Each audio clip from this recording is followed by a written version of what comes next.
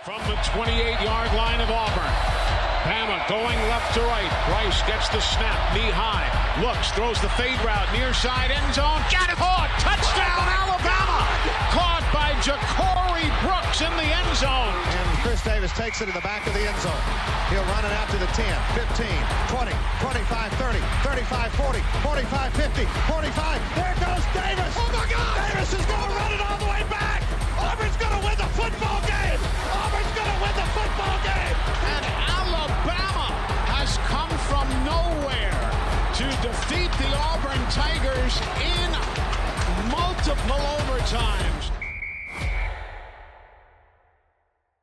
Welcome to Titan Tigers, all you fans out there. We're here. All of them. We're here. Studio G, guest studio, Chosen One Productions. Exciting day. Aaron Rodgers is finally signed to the Pittsburgh Steelers. We already knew he'd be there. We called that. We predict a lot of good things on here. You can't predict baseball, but you've predicted a lot what is going on. So let's get to it. What is baseball? What is baseball, exactly. Let's get to it. Rodgers is signed finally with the Steelers. What we thought. Is this a good move for the Steelers? Yes. They didn't have many options. Man, a few words.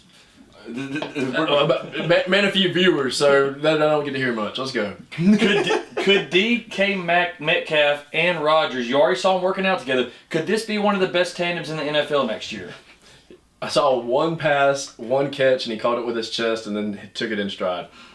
I mean, as long as you can get DK Metcalf the ball, he's going to get you at least 5 to 10 yards. I think this is a very different receiver than Rodgers has ever had. I think DK is an absolute monster. But, you know, he did have some good receivers. But Devontae came on. He had Garrett Wilson. Devontae was a route runner, so that's a little different style. Yes. Metcalf's not a route runner. Metcalf's a long. Des Bryant style. So tell me this right here. A lot of people have given Rodgers some grief about his season last year. You look at it, he had the same numbers as the MVP Josh Allen. Can Rodgers still play quarterback? I think he can. Definitely. It's the team that he's on. I mean, think about the team he was on. So I'm going to say this right here. I think they're going to go to the playoffs. I think they're going to have a good year. I think he's going to stay healthy. I think we're going to see, not prime Aaron Rodgers, but a good season from him. I'm not going to say they're going to make it deep in the playoffs, but hey, you got a coach who's never had a losing season, apparently. Mm-hmm. I can't remember. Did he have one? Yeah, he still hasn't had one.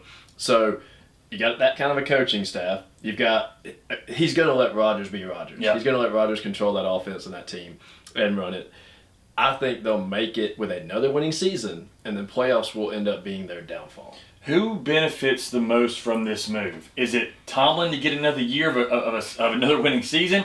Is it the defense for Pittsburgh? It's Rodgers. You see how much money he got? So Rodgers. So you don't think it's Rudolph, some of these young guys that get to learn from Rodgers? Is it Metcalf? Wouldn't have had a good quarterback? Who benefited the most from Rodgers signing with the Steelers? I mean, I would say Rodgers for his money, but then I would also say,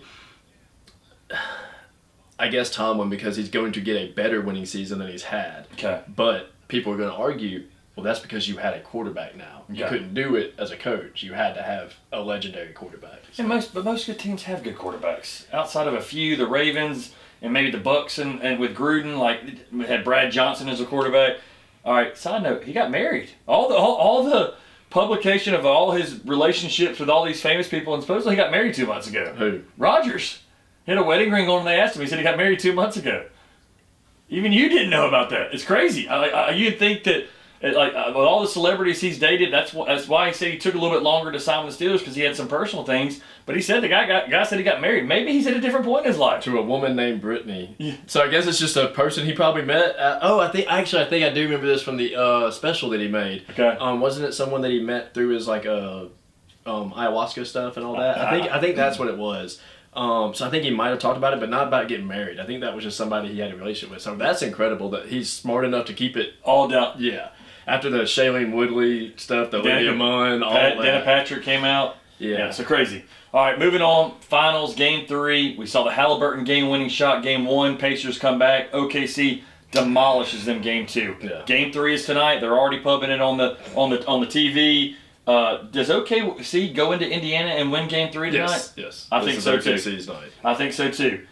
Worst ratings since they started doing the ratings in '88. Not surprising. We talked about this. Didn't one of them lose the contract now or something? Yeah. Why? why these two teams are two of the highest scoring teams of all time. Is it the small markets? Is it because there's no really big? I mean, Gilchrist. I just don't think basketball SGA is won the the sport. MVP. I don't think basketball is the sport right now. I also want to say politics. Not that it's anti-sports, but it's overflowing the news, the world, everything. The Do you not think if LeBron and Luka were playing the Knicks right now, it would be a huge rating? Or if Boston was I think they still have sellout show or sellout stadiums, but I don't think it would be as many people watching it as much because again, you've got so much going on in the world right now that they're just tuned to their TVs on the wrong things. I disagree. I think if Jason Tatum in Boston and he had stayed healthy and they were playing the Lakers and LeBron, I think everybody's watching. I just don't think these two teams really do it for many people, especially the non-basketball people. I just don't. That's just my opinion. I agree to disagree with you. That's just my opinion. I just don't think these teams are a good draw to people that are non-basketball people, and that's what really boosts the ratings for the NBA. So, let's see. I mean, it's only down 2 million viewers from last year, so it's not like it's a drastic drop, but it's a drop. Yeah. So, and last year was Boston and Mavericks. Yeah. So, but again, you have the worst maybe year of ratings in the NBA, and now you're following with the finals. I don't know. I do think society's saying they don't care about basketball anymore, and that would be, I would say it's certain political reasons, but... But again, everybody's tuned into March Madness. Did they? Yeah. Was March Madness Yeah, another huge hit again. Is it just because it's the one-game elimination and it's I mean, some of these series, man, they're playing every 3 days, Chance. It's such a long... I mean, this NBA Finals may take 2 weeks. I think people like more of the one game and you're done. You get one shot at it and it's it. Well, it's easier to keep up with, too, when you can't, with your schedules and everything like that. But, yeah, I mean, it looks like since 2017, that was the highest average viewers for Final Four games. Yeah. Auburn, Florida was a big draw. I mean, so, yeah. All right, speaking of Auburn and Florida, speaking of Auburn, horrible super regionals for the SEC. Your Tigers fall. Arkansas and LSU, only teams left, and they're actually playing each other in the first game. Yeah, LSU's got that one. Is this the first time you felt like in any sport the SEC really just dropped the ball? No. I mean, that's happened before, but I would say I didn't keep up with all the baseball teams this year. I was surprised that many made it, to be honest. Yeah. And then when they did, I was all hyped up on it because I was expecting. Yeah. And then when can you recall something where they dropped the ball? I feel like, even the national championship that Auburn and Florida State had, which I think you'll probably make a comment, it's one of my Burgin 5-stars later, but that still was a great game and Auburn still made the national championship. I didn't say Auburn dropped the ball in that, though. I'm not considering that a drop the ball. That was a lost game. No. That's what I'm saying. What are you talking about? You're saying I'm comparing it to having, say back in the early 2000s when Auburn, Alabama, all of them had the top ratings in, college football ratings, all that stuff, ESPN ratings. I think Auburn was even number 1 and finished with an 8-win season. Yeah. I'm saying all the SEC teams dropped balls those years. I'm trying to think of what years you're talking because, we won so many national championships in those years.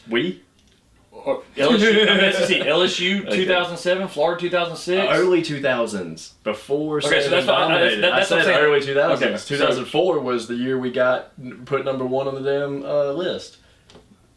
Yeah, well, they didn't drop. The NCAA dropped the ball by not putting all. Okay, but I'm saying the whole SEC didn't follow through with winning a national title that year. So early 2000s is when it's been. Texas, USC were dominating stuff. I would probably agree with you. I probably 20-something years since SEC really just did. Florida was dominating back then too. In the 90s, big time. Yeah, Tennessee in the late 90s, but yeah, it's just very disappointing. Auburn, I think, was one of my disappointments. They got to host Coastal Carolina, a smaller school at home, and they got swept. It wasn't even like they won one game.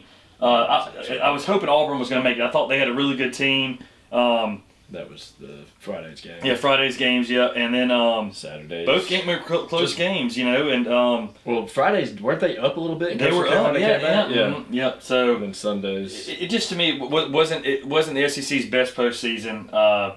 Speaking of the SEC, and we'll get to our picks later for the College World Series, which is coming up. Speaking of the SEC, Texas does win the national championship in softball. They're an SEC team now, so SEC gets the benefit. Oklahoma doesn't win, but their rival does. It's that was like when Bama was making their run and they didn't win it, but Auburn won it. Finally, Then it was just, Alabama's the best in everything. Yeah, exactly. I was going to ask you, should the World Series, it's one of the few sports where Omaha, and I believe it's in Oklahoma, Oklahoma City or Oklahoma where they play the softball, should they not change up where they play the World Series every year? Do you think, I mean, football does it, basketball does it, like, I think it's kind of unfair that they get to go pretty much, like... What really does Omaha have to offer to the world besides, hey, come travel for this one event? It is. Very true. But again, like I said, if Nebraska's never been in it, but like, man, if like they did, they'd have the whole, I guess Hoover hosts the SEC baseball tournament every year. That's not... I think that might be up for a challenge. I think it is, you're right. That's what they're trying to But figure it could out. be an advantage for Alabama and Auburn. They've never done good there, so that's kind of made the point. So you agree with staying in Omaha? I wouldn't say I agree with it. I'm just thinking there's probably some logistics behind it that like keeps that economy booming just because of that one season a year. And they built it just for that. So, Exactly. Yeah. So I think that might be a little bit more of the aspect. But do I think it should explore different cities? Sure, because you want teams to travel. You want them to have fun. They don't get bowl games in baseball. I don't know how fun. Do you think they should start doing that? No, but I don't know how fun Omaha, Nebraska is. I guess that's what I'm telling you. It's like I agreed. What do they have to offer? Yeah. I think this is we can just supply a economic boom here. Exactly. But I think that would be an interesting thing. Why wouldn't they do bowl games or bowl matchups for baseball? It gets teams to travel. It makes more money. It's just very one true. game. I mean, yeah, you only get a certain amount of teams to get in. Why not? Other teams have good year. I mean, Texas A&M didn't get in. They actually, I mean, didn't have the worst year, and they're just done. You know, or have an NIT tournament type thing. Bowl games for baseball. I like that. Bowl games for baseball. Play more baseball is what I'm coming up with. Not a good idea. Speaking of reaching agreements, NCAA, you said this to me: $3.2 billion settlement for former players.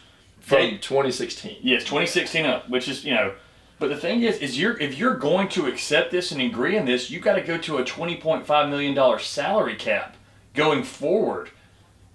I don't know. I mean, what do you think about this? Well, the salary cap I agree with, actually. I agree with all the teams should have a salary cap. Treat it like the NFL. Yeah, exactly. Get these players ready for what they're going into. Don't let them make more money in college than they could ever dream of in NFL. I know there's a few players that just broke all those records, like Arch Manning, Shador. But now it's got a cap. Now they're starting to regulate. I think it's great. The paying players back in 2016, they stopped making the game in 2014. Yeah. What happened to 2015's players? Yeah. I don't know. That was just weird. But it kind of sucks for all the players before. I think they should get something too, because even though their names and numbers weren't used, the likenesses were still. Well, and this is not just about the game. This is about everything. This is about jerseys.